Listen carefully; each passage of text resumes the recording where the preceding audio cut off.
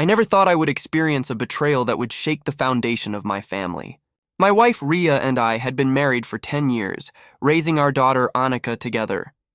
To the outside world, we were the perfect family, loving parents, a happy home, and shared milestones. But the truth, as I would soon discover, was far darker. It started subtly, with Riya acting distant and secretive. Late nights at work, whispers on the phone, and an unusual protectiveness over her devices. At first, I tried to dismiss my instincts as paranoia. I wanted to trust her, because trust had always been the cornerstone of our relationship. But when my instincts refused to quiet, I began paying closer attention, quietly observing patterns that didn't make sense. One evening, I returned home earlier than expected from a business trip. The house was unusually quiet, and something felt off. As I approached the living room, I saw her, Riya, kissing another man, completely oblivious to my presence. My heart stopped. My mind reeled. The woman I had loved, the mother of my child, was betraying me in the most intimate way possible. Before I could confront her, Anika appeared as if on cue and whispered something in her mother's ear. To my shock, it became clear. My daughter had been helping her mother cover up the affair. At first, I couldn't believe it. A child loyal to her parent, manipulated into secrecy, innocent yet complicit.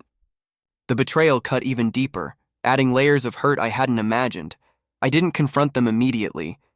Instead, I collected evidence, quietly documenting their conversations, secret meetings, and messages. I needed proof, not just for myself, but for the legal battle I knew I would have to face. The revelation was devastating, but it also fueled a quiet determination within me. I would not let this betrayal define my life. I would not let her manipulate me or my daughter any longer. When I finally confronted Riya, she tried to deny it, of course. "It's not what it looks like," she pleaded, but the evidence spoke louder than words.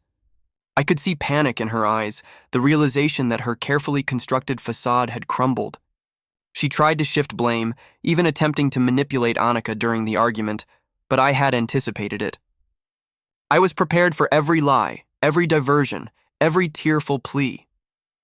Divorce proceedings began immediately. I wanted nothing to do with Riya anymore, not in my home, not in my life, not in any capacity. I focused on legal strategy, ensuring that she would not exploit the situation to her advantage. I protected my daughter emotionally, explaining that her mother's actions were wrong, and that honesty was the only way to rebuild trust, even in small, fractured pieces.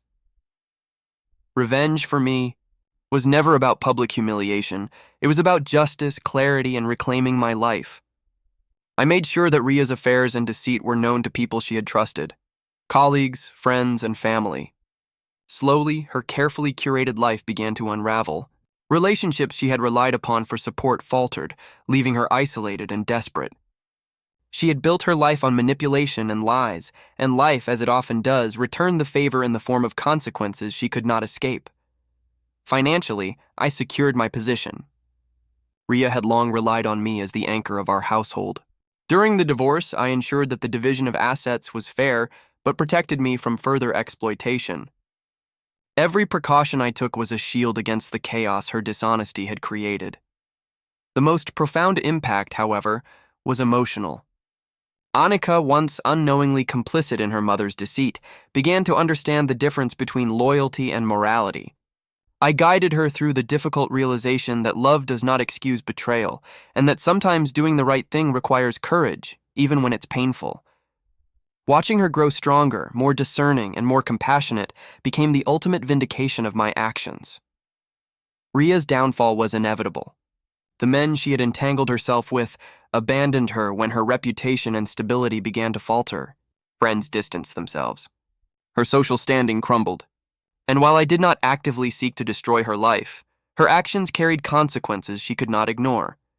In the end, I did not just survive betrayal, I thrived beyond it.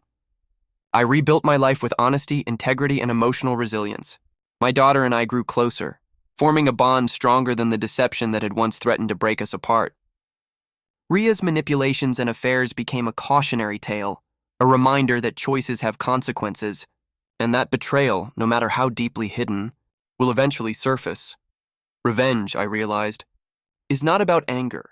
It is about reclaiming your power, protecting those you love, and allowing life itself to deliver justice. And in that quiet, inevitable reckoning, I found peace.